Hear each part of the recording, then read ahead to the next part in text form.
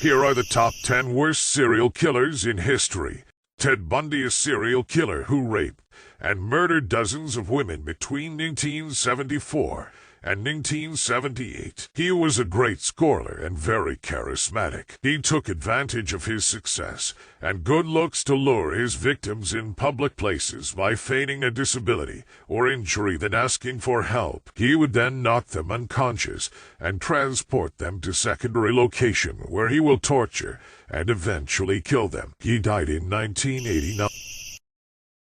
Marianne Cotton was an English woman who was known for gruesomely murdering her family members, that is, her 11 kids, her mom, and her 3 husbands. It is believed she murdered up to 21 people. She was convicted after her stepson's death.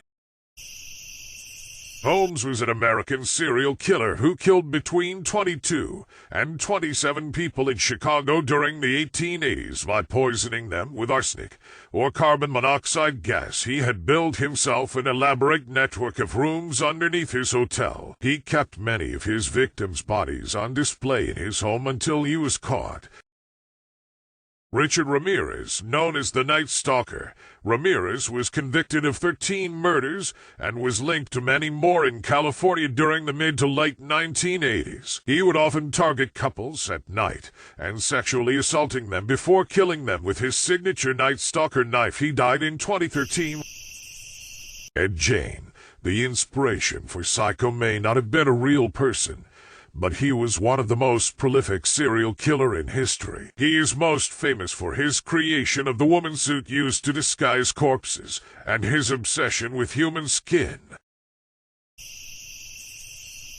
Ottis Toole, a sexual predator known as the Toll Man, who was convicted of 6 counts of murder. He confessed to almost 100 more murders between 1961 and 1983, when he was just 14 years old. He claimed that his mother pushed him into serial murder. He died of cirrhosis.